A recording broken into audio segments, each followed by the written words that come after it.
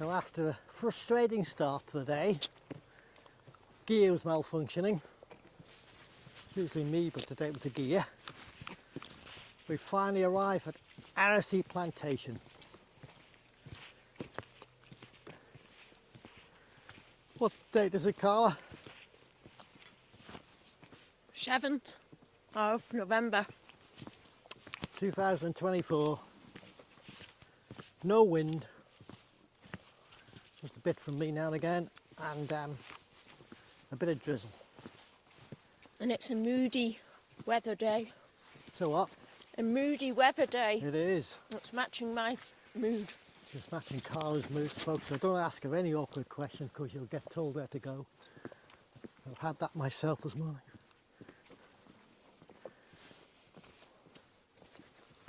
Again, we're out. Not a soul about. I can hear hear the birds in the trees twittering. So as I said, this is Arrasey. The plantation was established in the 1930s. About 250 acres. And what sort of trees are they? Oh God. Hang Spruce, on. Hey? larch and pine, I think. You just throw me in at the deep end there. Yeah, I think that's it. What was it? Spruce, larch and pine. Yeah, you're right. Well done. Go you. Oh. So as I said, the plan today is to find Arrasey house because it's got some history connected to Carla. Well, it's not really me, is it? It's Sammy. Yeah. It's a family connection, isn't it?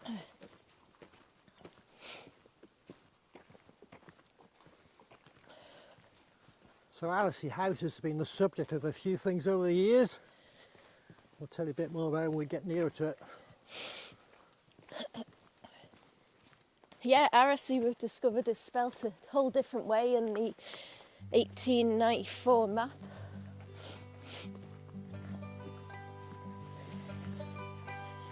It's more of a Manx way. It's like Arrasey, Arrasey. No, Roxy.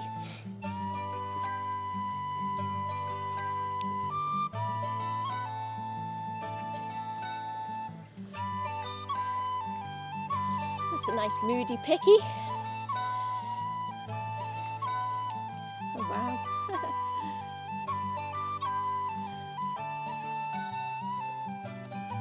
Don't get that by staying in the house, my love. No. Okay. That's better. The clear me lens, it had something on it. Like your finger. What? Like your finger. No. But I thought it was the moodiness of the weather, but it was the cloudiness of my camera. I was like, oh wow. There we are, folks. Keep your lens dirty for some moodiness. I think I've got some sweeties on it or something.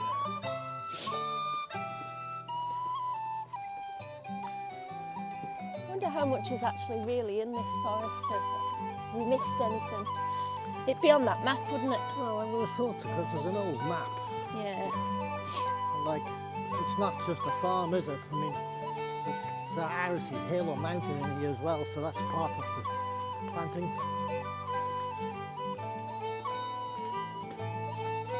So it's a good road into the forest.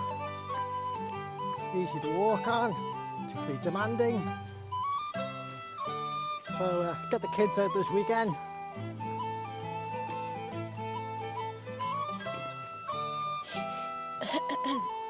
Pack some sandwiches. Where you go? Got a special sandwich box today, haven't we? We have.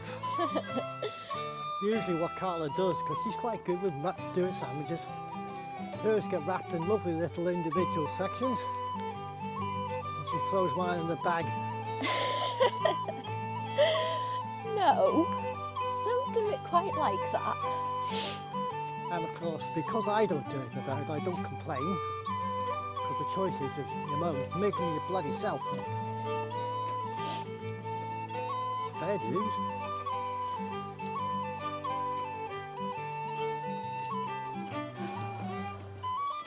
Said this forest was established in the 1930s. 1935 was when the trees were planted from, until 1967. To get all these trees planted. And they were actually planted by Sammy's great-great-grandfather. 32 years. Imagine doing that for 32 years. Planting bloody trees. I don't know, it'd be a nice job, setting off. Take your tree, or however many trees. Be thousands in here, wouldn't it? Is the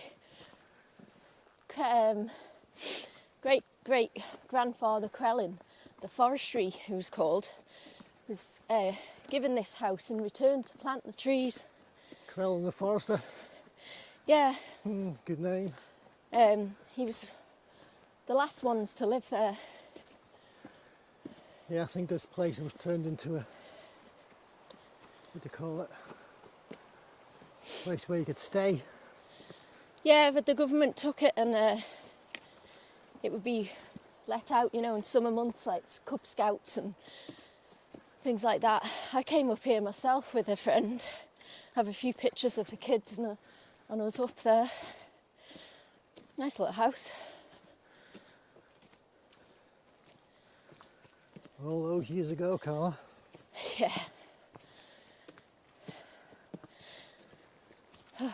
I've scoured and scoured my photographs to find a picture of Sammy's dad with his sons and Sammy in his arms outside Arrasey house.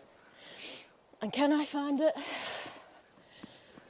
But also there's a picture of his mother, Sammy's grandmother. She was outside the house with Sammy's father and uncle. Right. In a pram, yeah. It'd be nice to find those, wouldn't it? That was when the grandparents used to live there. Whew.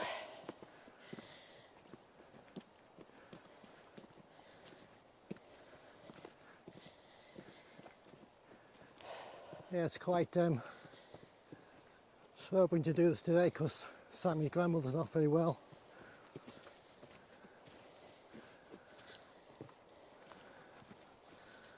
So she donated quite a bit of information. She told me years and years ago about this house. And I was amazed, so that's why I came up with Nathan and took the picture with him and his sons and Sammy.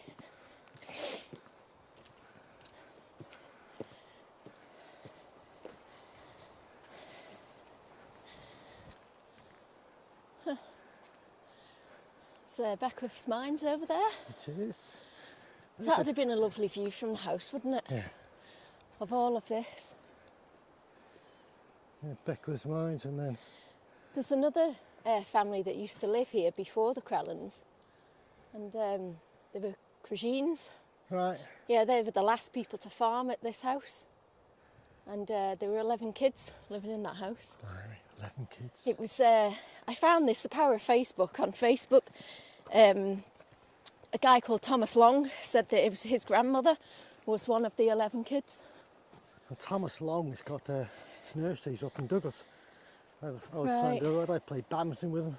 I did message him, but I kind of would have liked to get some dates. And in the foreground you can see Ballycottia. And right above Ballycottia is Glen Farm. And to the left is Beckwith's Mines. All well worth a visit in any bloody world. So as I said, that's Ballycottia Farm. And just to the left of Ballycottia Farm, it's Beckwith's Mines. Worth exploring, or I'm not sure where you can go to Beckwith's Mines. Do you know? yeah, you can, yeah. Can you? Yeah. There's sections that says danger. That's what I was going to say. The Cragines, when they lived here, the kids would walking to the Foxdale school every day. From here? Yeah. That's a bit of a trek, isn't it? Yeah, just. And also between themselves running the farm and going to the mines to work as well. So we'll try and tidy all this lot up with some photographs to give it a bit of sense and proportion.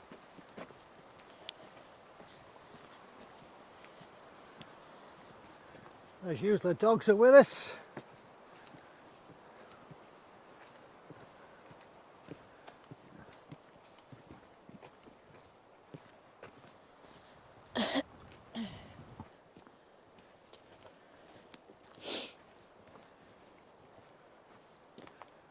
There's quite a few mushrooms in there.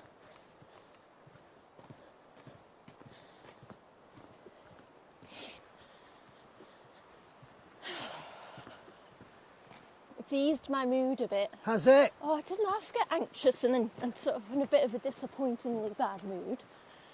Yeah. It's not worth being in a bad mood, love, because you're only upsetting yourself. No, I know that, yeah. It's only me that's bloody getting in a tizzy about it. Look, there's another one there. Now, just down here, now that little ruin there, I could never find a name for it, so I named it Arrasey Beg. And of course, it's probably wrong, but it does suit it. But it actually was a bird, it's been converted into a bird hide, because this place is rampant with birds of prey, apparently. And a lot of people just watch there and sit and wait for the buzzers or whatever it is to circle about.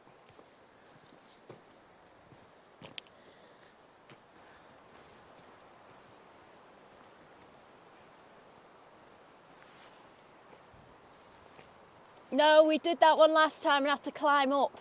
Did we? Yes, we did. Oh, to have a memory. I could be playing on that though. You've got two good memories, to be fair. You like that playing words? Yeah, whatever. So I think I should take that out. Yes. I'm not going to then.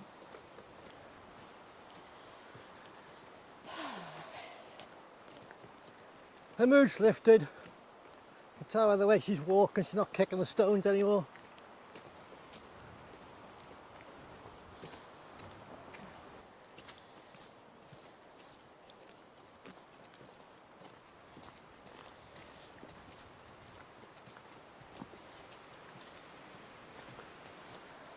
The wind has gone up a bit, but it's good, it might clear this blasted mist away.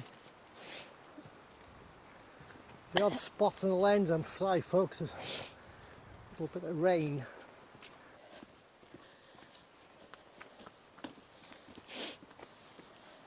You sure it's this way?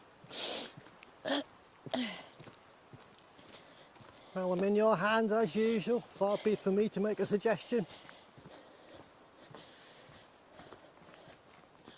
A bit of a wall there, so I want to find the horse mill. There was a horse mill round here somewhere. I've never ever found it.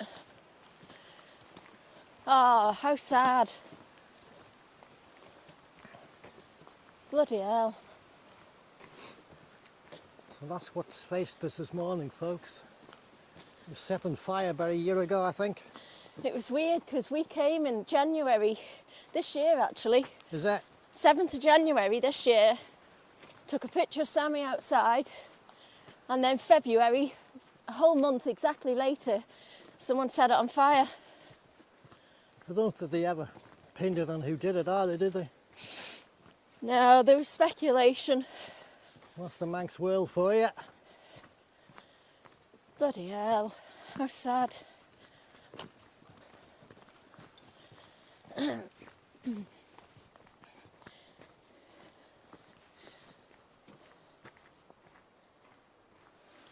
I don't think anyone's going to be staying there for a while, Carla. No. We'll stop people breaking in because they can look in without breaking in. See, I'm being positive You again. always look on the bloody bright side, don't you? That would have been the garden for the house, wouldn't it? Well, I'm just trying to figure out where the horse mill would have been. Well, there must have been other buildings. It's probably that we're standing on it. Oh, bloody hell. God, we can't really get very far, can we? So that's what we walked out to tell you about, folks. Well, we need to sort of climb down that way somehow. There's a well down there. Oh, well. Well. Was it worth going around the front? Or was that worse still? I don't know. Now, you see, if we were gypsies, we'd be climbing in through this fence to have a look, wouldn't we, Carla? But we're not like that, folks. Bloody hell. Quite a big place, actually. It's bigger than I remembered. It didn't actually look that big when you were inside, though. No. The living room area seemed cosy, biggish. It would have been cosy when it was on fire. What's it say? Oh, it says asbestos present. Is Dangerous building, do not enter, asbestos present. You could climb under there. Roxy the dickhead stuck in there now. Yeah, apparently scouts used to stay in this in the summertime and various other groups. Looks like it's had power, doesn't it? Or is that just It water? did have, no, it did. It's probably got a generator, I think. It'd be in Oh, I this don't little- know, you know. This little I'm room. sure there was power when we were there. Was it? Yeah. Well, where would they get the power for here? There's no lines, is there? So after a spot of mountaineering, staggering and so forth, we're finally down. Oh, the well's still there. It's behind the thingy. Oh, we get a video of it. So I reckon this would have been the garden at one time. It's got the hedges around it. It's just by the house. There's a horse mill here somewhere. Would it not be here? Oh, Look at this bit here. There was a painting actually. That, let me just see. Oh, where's the guy? That I got from Facebook again. A guy called John Callister. Would this not be it, no? Would they have it on a slant? no. Oh. Well, I've never seen it on a slide. If it is, it's the first one.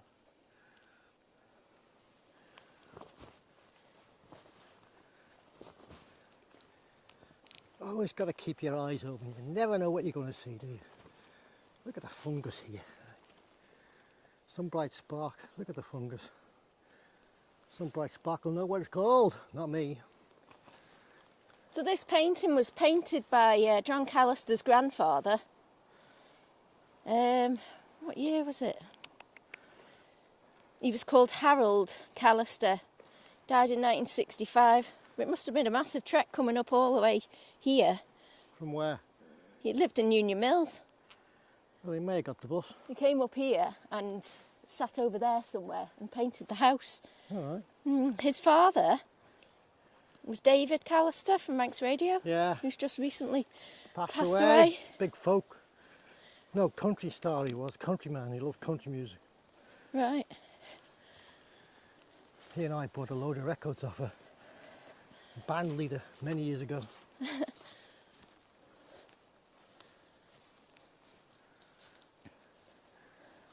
This could be in the horse mill. This is what I would think would be the horse mill where you're standing. Yeah.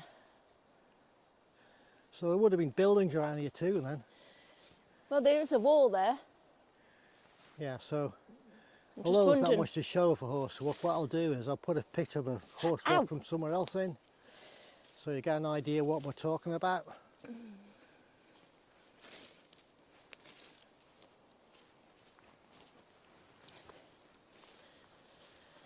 Oh God, my head.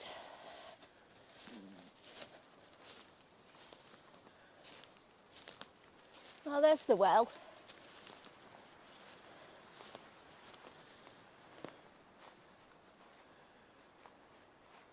So apparently there used to be a pump by the well somewhere.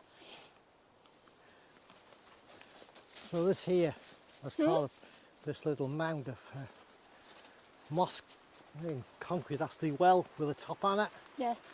and there's wire coming down to, so that would be the pump, and I reckon that shed there, on the side of the house, would have the generator in, if it Oh, did have a maybe. generator. I can't imagine to have power here somehow.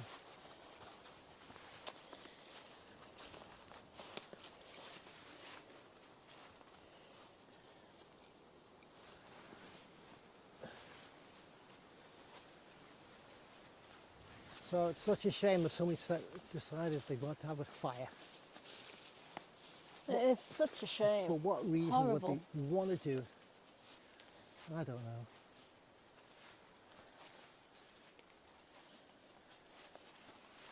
And I don't expect it'll ever be rebuilt, so.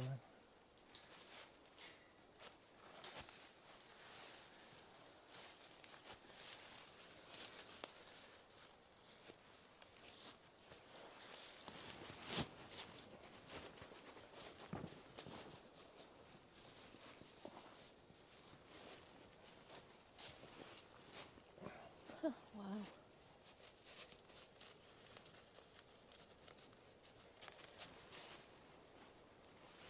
Oh, the big grand fireplace as well. Got a picture of that. Well, we put these pictures together to make a little history of it. Because eventually I think it's going to be knocked down if it's got asbestos, but I don't know how we handle it. I wonder, did they know it had asbestos before when everyone was staying in it? It could be just there to keep people out, you don't know, do you? So we've come back, as we said we would do, but we didn't think it'd be knocked down. It's only a few weeks ago too, isn't it?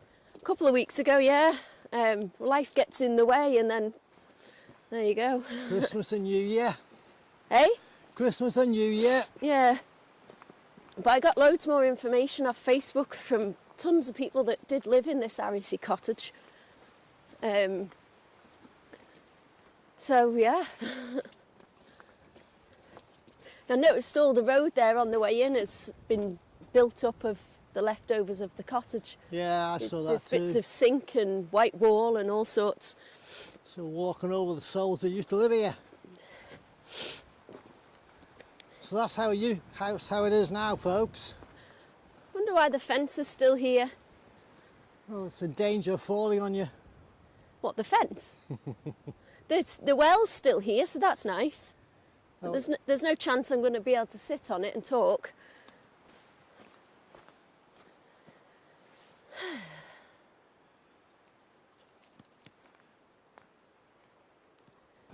We've actually managed to get history, or Carla has, going back to 1850 in this little place. And we'll read out some of the stuff we found out for you, which makes good reading, really. Yeah, in 1850 it was Thomas Kiswick and his wife lived in this house. And she actually died of smallpox here in 1865. It's quite prevalent in the Isle of Man, wasn't it? At Was that it? time, yeah, it were. And then he moved away to live with his daughter after that. Right. Then the next date I've got from Thomas Long. So that information actually from Thomas Kiswick was Fiona McCarty. All right. Yes, that's That a connection. Just sending us some books. Oh yeah, if you did, you just wrap them all up, haven't Yeah, we? I did, yeah. Yes. In 1900, his grandmother, called Decima Cregeen, lived in Arrasey Cottage with 11 children. Blimey. Yeah. So that's quite astounding. 11 children in that house. Well, birth control wasn't around those days there, my love. And then there was something that I found in the paper about a George Cregeen in 1959 that he'd been away for 56 years and he used to live in Arrasey Cottage. So I wonder if he was one of the 11 children. It's a bit coincidental if it's not, innit? So he went away to Canada and it took him 14 days by boat to get there. And it took him only 14 hours by plane to get back. That's the speed of technology, isn't it? And he wanted his wife to come back with him, but she wasn't very well at the time, so she stayed in Canada. she had to stay, yeah. But there was another connection with another relative. The wife was actually a Jochen from Peel. Oh, right. Yeah. It's another famous Manx name, isn't it?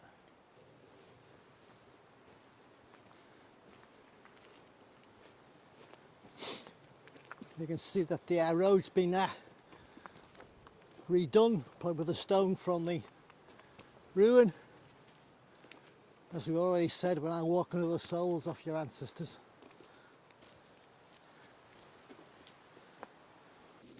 So I did get as far as Tom Crellin, 1935 at the Arrasey cottage, till I was rudely interrupted. He was the forester. He started planting the trees in 1935, and he lived there with his children and his wife. Now his wife was Dorothy, and here they had their daughter Dorothy. Now Tom was Nathan's great-great-grandfather. And obviously Tom the forester, who did all the planting of the trees there. But they had their daughter Dorothy, who then married a guy called Gerard Mooney. Okay. Yeah, you have to keep up here. I worked with a Sam Mooney. Oh, right. Anyway, Gerard Mooney was an aerial technician, and he was involved in the mast, you know, on Snaefell. Oh, right. Yeah. So that was quite interesting when Nathan told me. So Gerard Mooney and Dorothy, had their child called Linda Callow. All right. And now Linda Callow is Sammy's nana. Obviously Nathan and Craig's mother. Now, Linda remembers going up to the Arrasey cottage, and she'd walk up there with the pram with the kids in the pram. From where? Down from Glen Maye. Oh, right. That's where she used to live, yeah. I'm not sure if Dorothy and Gerard lived in Glen Maye. I think they did. I don't think they lived in that cottage, but you Good know. old stretch up there with a pram, isn't it? Somebody will correct me. Oh, no doubt, my girl, no doubt. But I remember Linda telling me a story that she used to cycle her bike from Glen Maye to go to school, actually. She'd get on the train in Peel and then the train all the way to Douglas to go to school. It's such a long time, isn't it? Kids don't know they're born these days, do they? I know. So, yeah, so there's that picture I keep going on about, you know, of Nathan and his mum in the pram. Not his mum in the pram, Nathan in the pram, and Craig and his mum outside Arrasey cottage when they used to go up and visit the grandparents. Is that the one you can't find, is it? That's the one that Linda said she couldn't find. Whoa. And I also took a picture of Nathan and his boys and Sammy in a pram outside the cottage, and I also can't find that one. Oh dear. I know, it's very annoying. You know what's going to happen? We'll do the video, we'll all go out there, and lo and behold, devil's work again, it'll turn up, won't it? It will do. I mean, I probably need to log on to iCloud or something, don't I? Possibly. So anyway, then there was another bit of a connection here. Charlotte Cayley, her nan's sister Joan. There's a connection there with Tom as well. I think Tom was Charlotte's great uncle or something. Right. Yeah, anyway. Her nan's sister Joan used to ride her bike from St Mark's all the way to Arrasey cottage in the summer, you know, for a holiday. Really? Yeah. So that's lovely to hear as well, isn't it? And she'd have gone across this path. The Cayley's connection again. Yeah. So, and then after that, I've got the last date, which is 1948. And I got this information from Linda Qualtrough. Now, this is the black and white picture of the house. All right, from that age, from Yeah. that time, all right. 1948, and it was Peter and Hetty Thomas that lived there. Also, Thomas planted the trees, and he worked for the Forestry Board. So I'm guessing it must have been in the early 40s that this thing was taken over for foresting. I'm guessing, was it?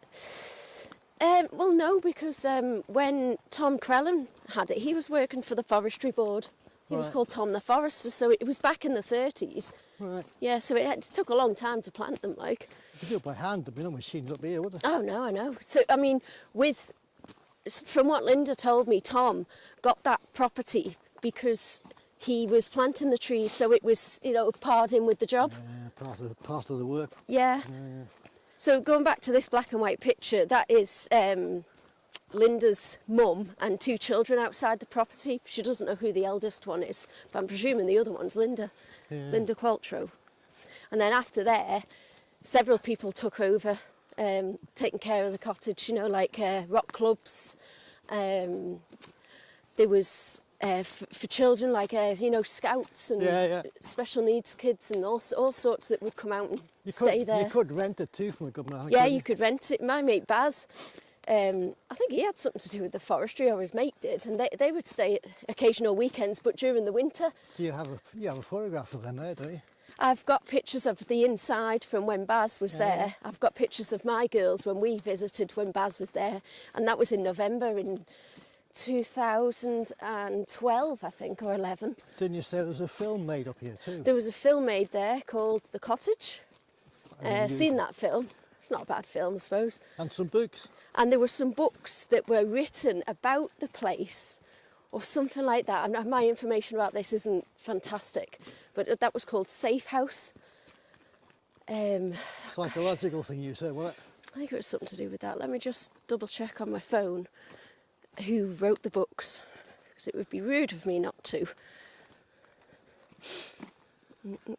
There we are, Safe House. Written by Chris Ewan. I think that's a Manx author. Yeah. It is Manx, I'm sure it is. Thing too. That reminds me, books, folks. Bit of a plug. We've got 40 of our books left of volume 1, 2 and 3. Sold exclusively at the Tinwell pub.